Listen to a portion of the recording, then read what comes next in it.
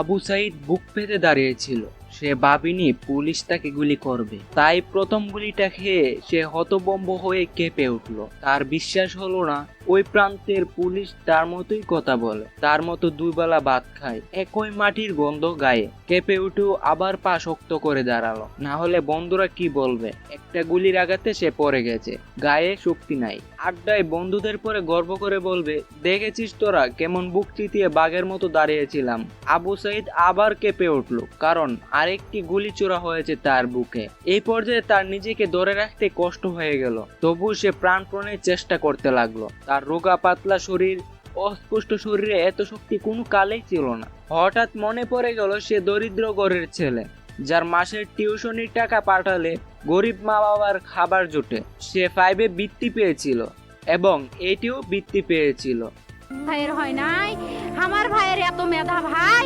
আমার ভাই 5-এ বৃত্তি পাইছে, আমার ভাই 8-এ পাইছে, আমার ভাই মেট্রিকে পাইছে, ইন্টারে রংপুর কলেজত ভাই, সরকারি কলেজত স্কলারশিপ পাতে ভাই।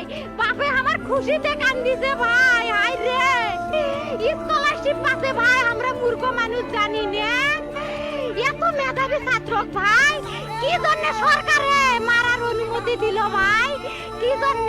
তার মূর্খ বাবা মা আশা বেঁধেছিলেন আবু সাইদ বড় কোনো ভার্সিটিতে চান্স পেলে তাদের কষ্ট দূর হয়ে যাবে। বোনটা শেষবার আদর করে কি বলেছিল সেটাও বোধহয় মনে পড়ে গেল। আবু সাইদের ঘরে ফেরার টাইম ছিল রাত 10টায়। 10টা কি বেজে গেছে? মায়ের গায়ের গন্ধটা বারুদের মতো হয়ে গেল কি করে? 16 জুলাই 2024।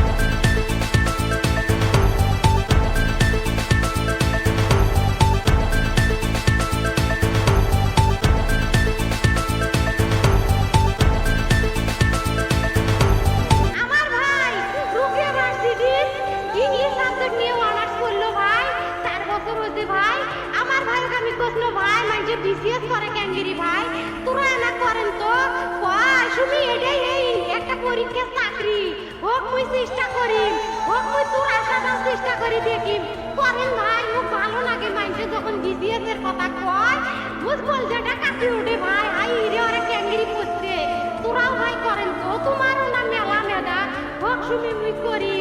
আমার ভাই মরার বয়সী হয় নাই, আমার ভাই কৃষক মারার পারমিশন দিল, একটা পাও ভাঙ্গিল না কে, একটা হাত ভাঙ্গিল না কে। আমার ভাই তখন আদৌ নিশ্চয়ই ঘুরি হাইল হয়, কি জন্য 4টে গুলি মারলো আমার ভাইও। আমার কলজাটা মানুষ না, আমার 3টে মারি গেল না কে, আমার 3টে কি জন্য মারি গেল না। আমার ভাই এত কষ্ট করে পড়ছে ভাই, আমার বাপই মানুষ কয়ে বেড়াচ্ছে, আমার বাপে লেখাপড়ার খরচ দিবে পারে